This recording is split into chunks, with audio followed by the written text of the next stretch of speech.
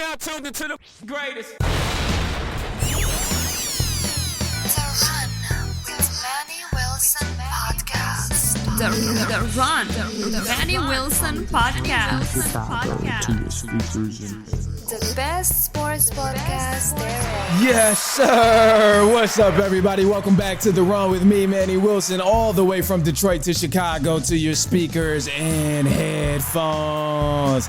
I appreciate you tuning in to the first interactive sports podcast, a community that makes sure your voice is heard. So if you hear something you agree with, disagree with, like or dislike, or even if you just want to outsmart me on something I said, go ahead, shoot me a call, 219-413-9405. Now let's get into it. It's also the first day of Black History Month, so I'm not going to hold you up on that. Every day is Black History Month. American history is Black history. First off, I'm not going to get too deep on this because I can give a whole sermon. Nah, don't test me. I promise I will, but I'm not going to do it. It's just the first day. So all I'm going to leave you with today is I'm going to just bring some news, and it is sports news, but it just pertains to Black history as well, because it's current. It's currently happening, and this is going to be something that, is talked about down the line of, wow, that's an amazing Black history fact that I did not know. So look, Mercedes-AMG, their Formula One team and driver, Lewis Hamilton, will now be parting ways at the end of this season. So Lewis Hamilton,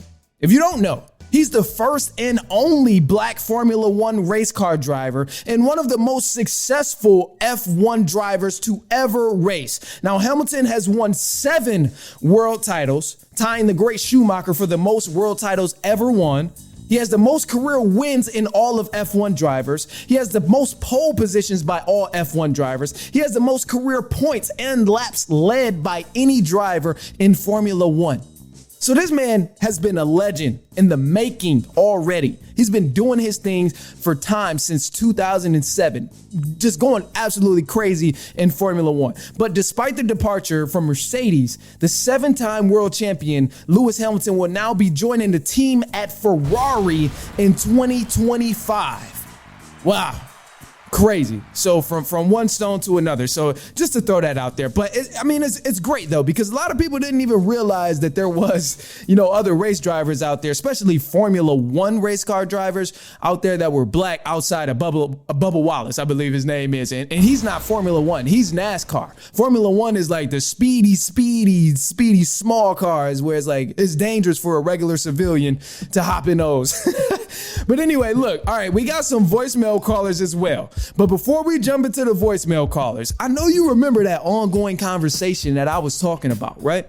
I told you, we got to figure out who the best football team to ever touch a football is. And now I did some more research. We already said 72 Dolphins. We said 85 Bears. We said the 07 Patriots. A couple of other teams here. And we're going to jump into the voicemail calls. But before we do that, I got some new teams. The 2012 Baltimore Ravens was an absolutely stacked team from personnel-wise. Now, this wasn't a team who was overwhelming in statistics in terms of what they did in a regular season, but the talent that this team had was impeccable. Untouchable almost. Unbelievable, if you will. Bro, they had Ray Lewis, Ed Reed, Terrell Suggs, Torrey Smith, Ray Rice, Jacoby Jones, all on the same team. This team was insane from a personnel standpoint. And although they were like on a 4 out of 5 game losing streak in the last 5 games of the regular season, they still went on to win a Super Bowl over the San Francisco 49ers. Jim Harbaugh beat his brother John Harbaugh against the San Francisco 49ers. Actually, I said that backwards.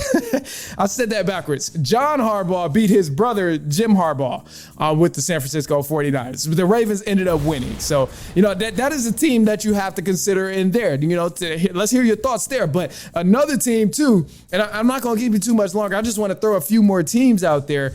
But the 49ers, so I actually had a tough time, and I had a tough time trying to figure out the 49ers of which team should even be considered as the best football team ever, because the 49ers, bro, they have so many great Hall of Fame teams that are on a pedestal because, bro, you can really go 84 49ers, like 1984 Niners. You can go 1981 Niners, 1988 Niners, 1983 Niners, 1990 49ers. Like, the 49ers have so many different like elite ball clubs it was kind of hard to make this decision. But above all, I went with the 1984 49ers to be considered the best team to ever touch a football because they had Jerry Rice. They had Steve Young as a backup to Joe Montana. Jerry Rice, Roger Craig, Tom Rathman, Dwight Clark, Wendell Tyler. Bruh, this is Hall of Fame. This is an insane roster. And then despite just the roster being good, the 49ers, that 84 49ers team, they had 15 wins and 1 loss. And the 1 loss was against the Pittsburgh Steelers in a close game. But if they didn't lose that game against the Pittsburgh Steelers, they would have been the one and only team to replicate that 72 Dolphins undefeated season and winning a Super Bowl. Because don't forget, this 84 Niners team, they did win a Super Bowl. And they were the first team to win 15 games in the NFL's regular season when the league first swapped to 16 games in a single season. Now, here's another thing. In the postseason, they were pretty damn good in the postseason too. They spanked the New York Giants in the divisional round. They beat them 21-10, and they shut out the elite 1984 Bears in the conference championship game, 23-0. Ooh. And they went on to win a Super Bowl. They smacked up the Colts, I believe. No, it wasn't the Colts. It wasn't the Colts. But they did smack up another team. So, I mean, this 84 Niners team, you got to consider them, bruh. They are definitely in a discussion of who's the best team to ever touch a football. Because, bruh, that's some talent. And then you can go multiple 49ers teams, too. Again, as I mentioned, 1990 was a badass team for the 49ers. 1983 was a solid team for the 49ers. 1981, 89. Bruh, so many different options for the 49ers. So I think above all, whichever team is selected, and I don't know when y'all gonna get the answer to who is actually the best team. I don't know when y'all gonna actually get the answer, but whatever team we choose, it might end up being a 49ers team just because they have so many options to choose from. You're not supposed to have that many options when you're choosing from a football team of the best ever. It's not supposed to be like 7 different teams that you can choose from as the best team to ever touch a football. It's supposed to be different teams. But look, here's another one too. I'll tell you this too. This team right here, I really like them, and it makes sense of why they're considered, because the 68 Jets, they won a Super Bowl, and this was the franchise's first and only Super Bowl that they've ever won, the New York Jets. So a lot of y'all might think of the 68 Jets and remember Joe Namath. Yeah, Broadway Joe is what they called him. But despite having Broadway Joe, who also won an MVP that same season, they set a franchise record with 11 wins, and this is still the most wins in the single franchise history with the New York Jets. They made the playoffs for the first time in history and also won the Super Bowl in the same year. Now, Jets, they was only a part of the AFL because this was AFL at the time, but the Jets, they were only a part of the AFL for 9 seasons prior to winning a Super Bowl. But bruh, the legendary Broadway Joe earned them pretty much the best team to ever touch a football alone, bro. Did the swagger this man possess with the ball on the field and then off the ball? I'm going to try and find some film to show you too on the clips and the videos if you watch on YouTube. But bruh, the swagger this man possessed, I'm going to just leave you with this. This man was on the sideline with a mink coat, bruh. He was on the sideline in a mink coat when he wasn't playing. That's crazy to me. Joe Namath is one of the coolest dudes ever in the NFL, bro. So just search up a picture. If you listen to this and you are just chilling, whatever, search it up. Or maybe keep it in mind for when you get home if you're driving. I know y'all be out there on the run too, just like me. But, search it up. Just search up Joe Namath. That's it. Don't even search up Colt, none of that. Just search Joe Namath.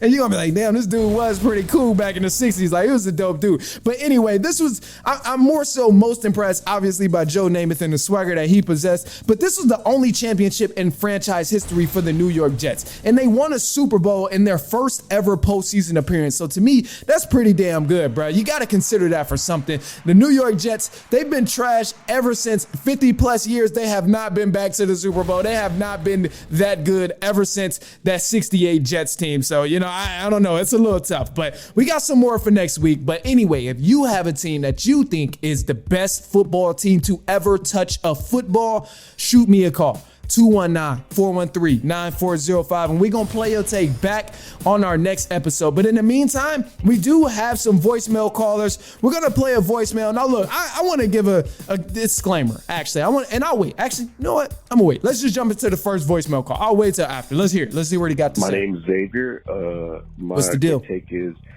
if Taylor Swift wasn't shown every 5 seconds on a Chiefs game, then the Chiefs would be a lot less annoying. Thanks for listening. Of course. Hey, I'm gonna tell you this, Xavier. I 1000% agree with you. I 1000% agree that a lot of people do not like the Kansas City Chiefs right now because they have Taylor Swift on their side. And not to discredit Taylor Swift because she is a global icon, but I think that very reason is why some people do not like to see her during the NFL games, because she is such an icon just alone with her own name of Taylor Swift. Like, she's bigger than some NFL teams alone. So whenever the team is showing her or whenever the broadcast is showing her, it's almost like a distraction of, oh, well, what is Taylor Swift doing? I want to see what she's doing because she's bigger than a bad football game that's going on right now. If the Chiefs are playing bad, she's bigger than that. So, even though they don't show her as much as people hype it up to be, people love being mad about something. But I agree with you. I feel like everybody is against the Kansas City Chiefs right now because they have Taylor Swift on their side. And then during the regular season, let's not forget, Chiefs were on a winning streak each game that Taylor Swift showed up to. So that also helped them. And then just conspiracies start flying. The NFL is capitalizing off Taylor Swift being at games. So I get it, bro. People do not like Taylor Swift at the games because it's just far too beneficial for the Kansas City Chiefs at this point, bro. But I agree with you. Nonetheless, I agree with you, Xavier. That was a solid take. All right, now look, we got another take here. Let's go ahead, jump into it. Let's hear what he had to say. Let's do it. I'm your biggest fan, and I've been watching you since I was little. Since I was 8 years old. Oh, bro. I'm the biggest fan. I was trying to see. I seen the video of you, and you had this spot, and you got your ass kicked. Whoa. Okay. All right. All right. You got to give me a second, bro. Give me a second here. All right. Well, first off, I don't know what you... No, I need to know. Because at first I was going to leave it alone. I was going to leave it alone and just ignore it. But I kind of want to know what you're talking about. What video did I get my ass kicked, bro? I ain't never been viral. Besides my videos of me talking, I have been, thankfully. But I've never been viral for getting my ass kicked, bro.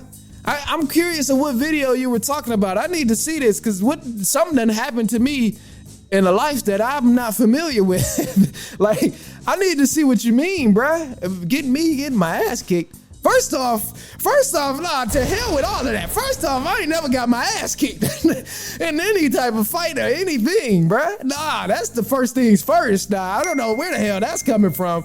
But secondly, I will say, I'm gonna leave that alone. But if you have proof or anything that you're referencing, maybe I'm misunderstanding. You gotta let me know. So let me know. But I appreciate you being a fan, though. Above all, bro, I definitely appreciate that just because, I try to be consistent. I try to make sure people are aware that they have a platform. So you even just letting me know that it means a lot to me, bro. It means a lot. And you said you've been listening to me since you were 8 years old.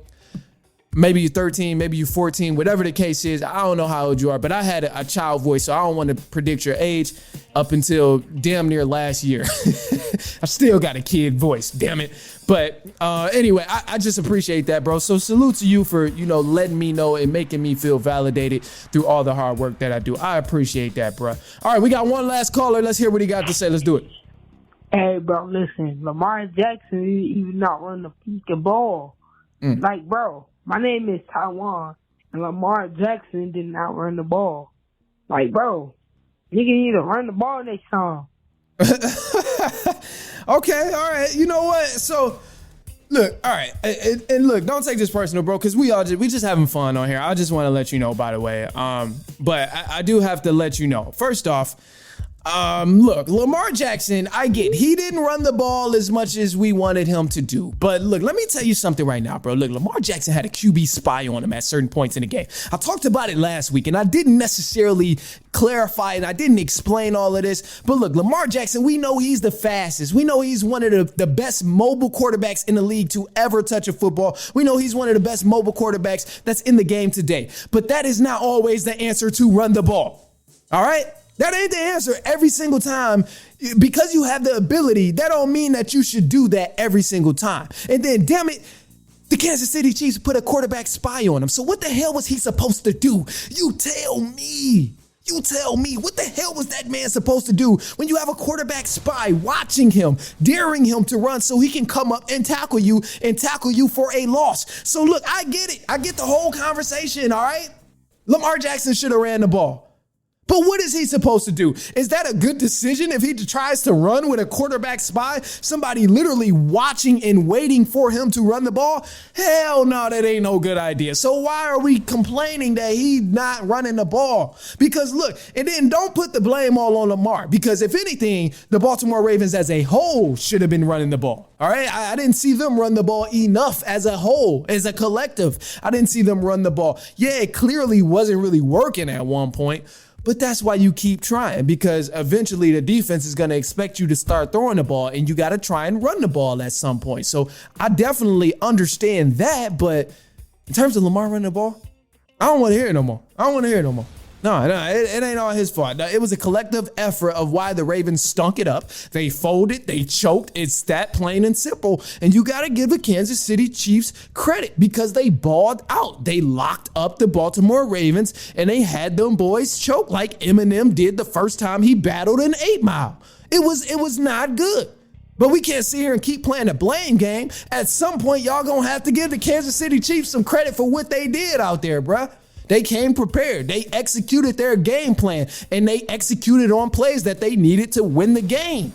You got to give them their credit at some point. But look, that's it, bro. That's it. We're not doing no more Lamar stuff. Y'all better quit it. I love Lamar Jackson, bro. I love that. I love his game. I love the way he plays, and I love the way he carries himself as an athlete and as a man. But bro, we can't keep sitting here and having this same conversation. So I'll tell you that way. But look, we got some news coming up. But before we get to some news, I'm going to tell you this. We had some more voicemails. But don't be calling up here with all that craziness, bro. And I mean craziness in terms of being trifling. We not doing that. Oh, no, we're not doing that, bro. This is a platform. I want this to be your platform just as much as it's my platform. I want you guys to have a voice. I want you to have an elevated voice. But there are some rules, bro. You can't be coming up here being just flat out trifling. Say what you want about me, whether it's disrespectful, whether it's respectful. Say what you want about an athlete. Say what you want about whoever, whatever. But you got to make some sort of sense. You can't just be on here being trifling, bro, because we not putting that on air. You damn crazy if you think I'm putting that on air, bro. Not doing that. So you got to call up here like you got some damn sense. You're supposed to give a quick take so we can play on air. Or you're supposed to give a comment, a question, anything. I mean, damn. Don't be doing all that weird stuff, bro. I'm going to just leave it at that. I'm not going to tell y'all what it was, but don't be doing all that weird stuff, man. We not playing any of that back on air. So, yeah, this is a platform for everybody out there, and I'm glad more people are, hearing it, but you got to... You can say what you want. You can be disrespectful, but just don't be weird in the disrespect or whatever you're trying to do, bro. That's wild. So, but look, we got some news coming up. That's just a PSA. We got more basketball news in the NCAA and women's basketball, comparing the leagues and which one is going to surpass what?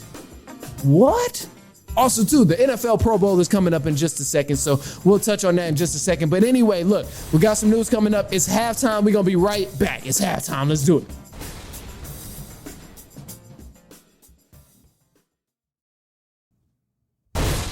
All right, and news for the run. Let's get into it, starting off with the NBA. There's some trades that happened. So the Memphis Grizzlies center, Steven Adams, was traded to the Houston Rockets for shooting guard Victor Oladipo and 3 second-round draft picks. Now, mind you, Steven Adams and Victor Oladipo are both injured at this time, so it kind of makes for an even trade for two guys who are injured. But Memphis Grizzlies legend Marc Gasol has officially retired from basketball after 20 seasons and 13 seasons in the NBA.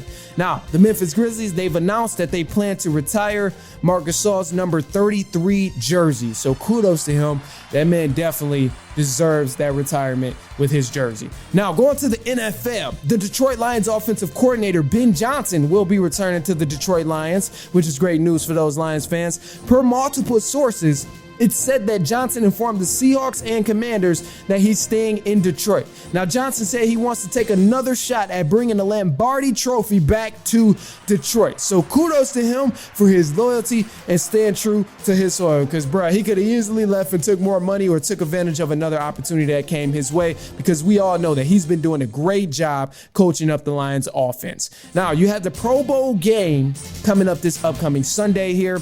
I think it's this Sunday, the 4th. And then you have Super Bowl Sunday happening next Sunday, which is February 11th. That game will consist of the San Francisco 49ers versus the Kansas City Chiefs. Now, look, here's the thing, too. So let's take a quick break, bro, because, I mean, look, you got the Pro Bowl games this upcoming Sunday. And I really think it's time to eliminate all of that Pro Bowl game type stuff, the silliness that we're watching. And let me tell you what these games insist of. So right now they have things lined up. They have the games that include precision drills that involve competition. They have dodgeball. They have a flag of football game between the pro athletes going on right now. This is pitiful. This is awful for something that used to be so exciting for people to watch in an actual football game, watching your favorite players go against each other or top tier talent in the NFL actually go against each other in a game. But I understand why they eliminate it. They don't want people to get hurt, which is respectful. I don't want people to get hurt either. I think it can be very dangerous. But let me provide one simple alternative for you, because you can keep your guys who are voted as Pro Bowlers, keep those guys involved in whatever is going on. You want them to still be involved in the weekend, but just allow them to do something that's going to actually involve their skill set and what they're best at doing. Like, if you got 1v1s going on between wide receivers and defensive backs, I think that's something that's going to be very interesting. You got running backs and linebackers doing 1v1s. You got defensive linemen and offensive linemen doing 1v1s. I think that's pretty damn entertaining, because it allows us to see the athlete do what he does best in competition.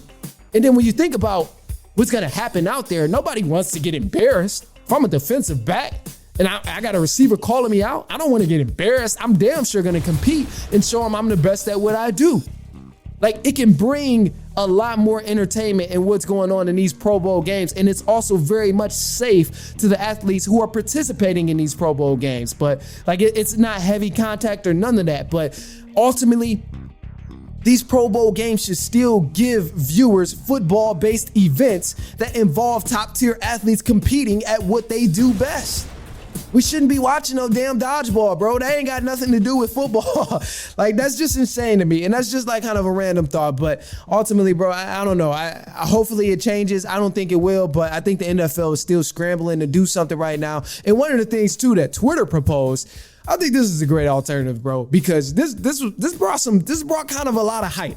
Twitter was talking about an all black versus an all white game of star athletes, Pro Bowlers, all white versus all black, bro. And the competition is a lot more closer than what you might think, because, you know, typically you think, okay, an all black team, they're more athletic, they got the skill guys, they got the running backs, they got this, all of these guys. I don't know, it might not be close, but wait. Don't forget, bruh. I mean, there's a lot of great white athletes out there in the NFL. Y'all got Christian McCaffrey. Y'all got Josh Allen. I mean, all-time people, still Tom Brady. It's a lot of different guys out there. Joe Burrow. I mean, maybe Pat Mahomes, maybe not, because he's mixed. Like, it's a lot of good people out there that you can consider. Travis Kelce, George Kittle. Like, bruh, don't get too caught up. The only area that I've seen with this debate where it starts to struggle for the all-white team versus the all-black team, the only area where I've seen the all-white team struggle is finding some defensive backs to actually guard people. Other than that, y'all got it. I mean, it will make for a great competition. And there's people out here on TikTok, there's people out here on Twitter that put together full rosters of all this different stuff going on of a black team versus an all-white team. And it's been damn near entertaining, bro. It's been very competitive because, I mean, black quarterbacks, it ain't that many out there. You got Lamar Jackson. That's it. You got Lamar Jackson. You got some good receivers, but hey, even white guys got some great receivers out here. You got my man's from the Rams, bruh. You got, oh my gosh, that's another quarterback too, Matthew Stafford. Like, you got some guys out here, bro. Cooper Kupp. You got Cooper Kupp. Puka Kanoa. Maybe y'all take him too. Like, bruh, you got, this is an elite talent. This will be a good game. And I think it's a lot of steam that picked up too. And social media really enjoyed, having this conversation. So, above all, bro, get rid of that Pro Bowl game, whatever you do. Get rid of that Pro Bowl game, bro. We ain't trying to watch no damn dodgeball. I'll put it that way. But look, I'll say this, man. Look, that's all I have for you guys today. We got more content coming later on in, next week. This is later on this week, but next week we got more content coming out. But if you heard something you agree with, you disagree with, you like, you dislike, go ahead, shoot me a call. 219-413-9405, and we'll play your take back on our next episode. But until then, send us to a cousin, a brother, an aunt, an uncle, a niece, a nephew, a coworker, anybody you know who might enjoy it, especially if you happen to enjoy this conversation here. The Thursday conversations is, or Thursday going into Friday, these conversations be a lot more chill, a lot more mellowed out, but sometimes it be getting me riled up, whatever. But, it's kind of just a shop conversation, or just like easygoing type of conversations, rather than like quick takes that I'm actually giving out. But I always try and give out the game, though. You get what I'm saying? I'm always trying to give out the game. But anyway, look, I'm gonna leave y'all alone. I appreciate you for hanging with me. Send this to whoever is close to you. I'm sure they're gonna enjoy it. But leave me a quick take if you want to share your opinion, you have a question, or you just want to outsmart me on something. 219-413-9405. But until then, we will be back later on next week, and so on and so on and so on.